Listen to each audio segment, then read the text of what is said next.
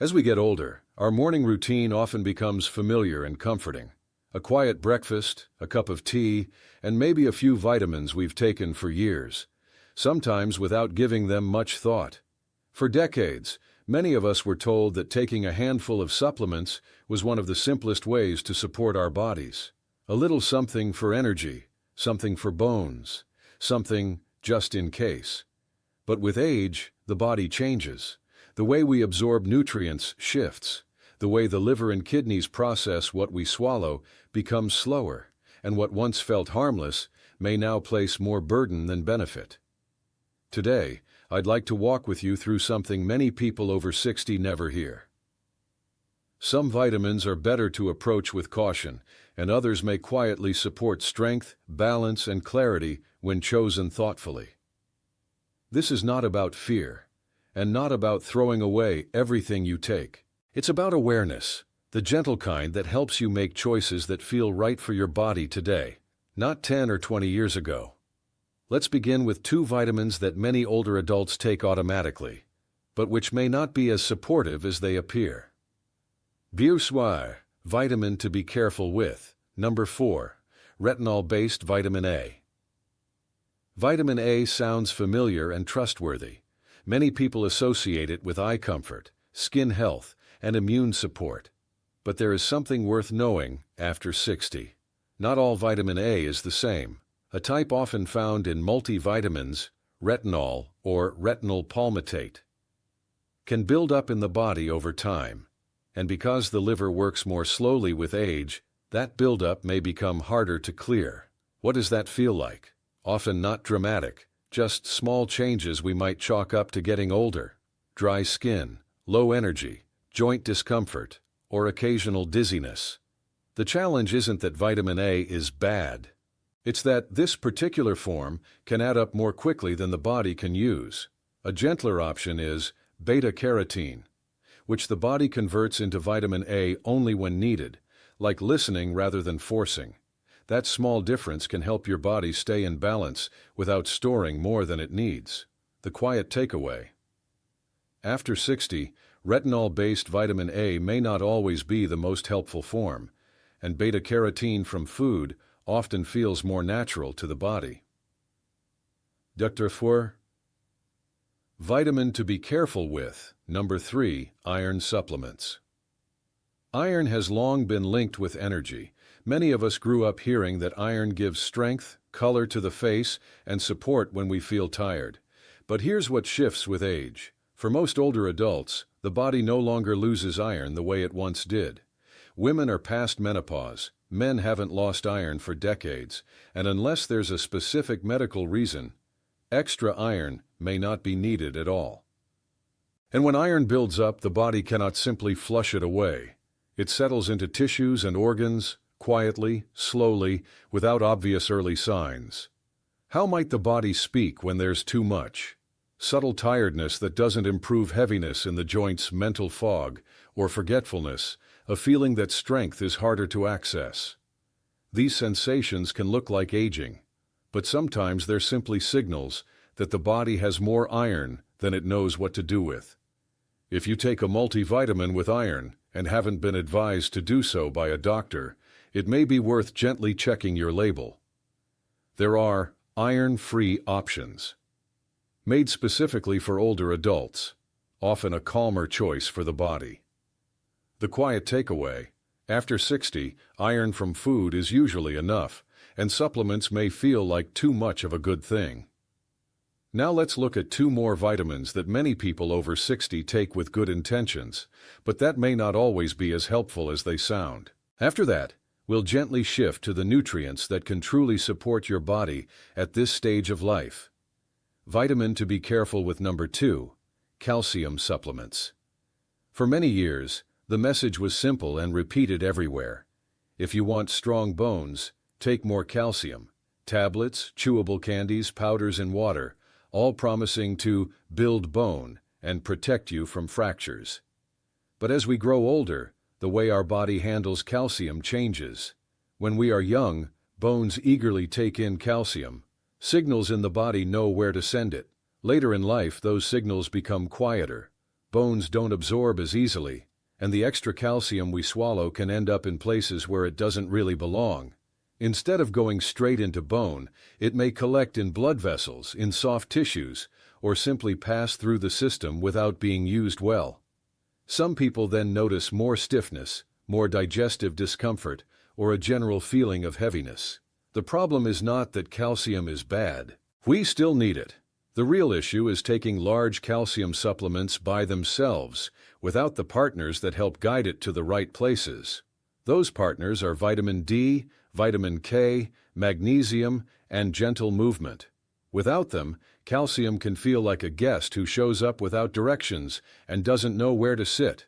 For many older adults, getting more calcium from food is a calmer approach. Leafy greens, yogurt if it's well tolerated, small fish with soft bones, almonds, and seeds. When supplements are truly needed, it is often better to use them in combination with a doctor's guidance and together with D and K, rather than as a big tablet taken alone. Vitamin to be careful with. Number 1. High-dose vitamin B6. Vitamin B6 is often viewed as harmless.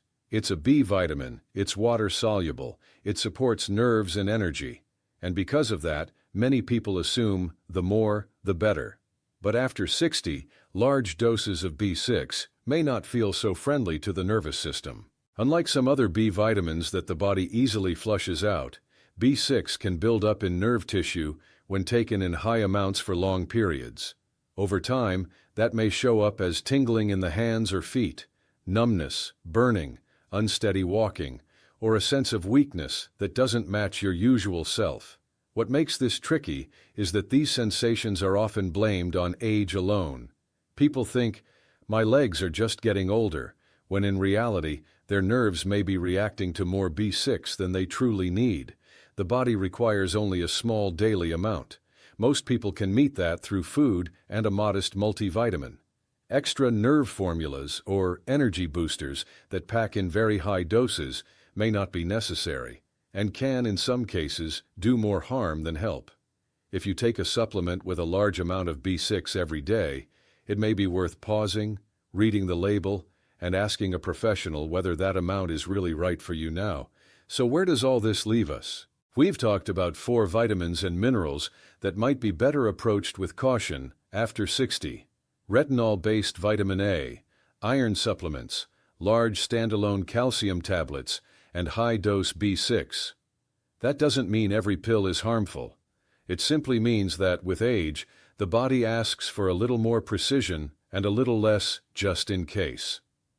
Now let's turn towards support, the nutrients that many older bodies quietly appreciate, especially when used thoughtfully. Best vitamin. Number 4. Magnesium. Magnesium is involved in so many small processes that it's often called the body's quiet helper.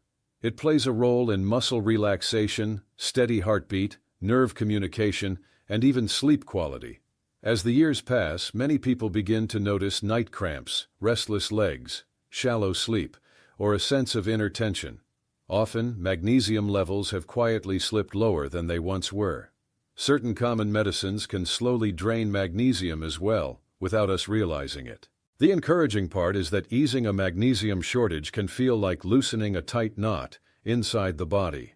Sleep may deepen, muscles may feel less jumpy, and the nervous system may settle. Foods like pumpkin seeds, leafy greens, beans, nuts, and whole grains bring gentle magnesium into the diet. When a supplement is considered, many older adults do better with softer forms, such as magnesium glycinate or citrate, in moderate amounts, rather than very high doses. Best vitamin. Number 3. Vitamin D. Vitamin D is often called the sunshine nutrient, and for good reason.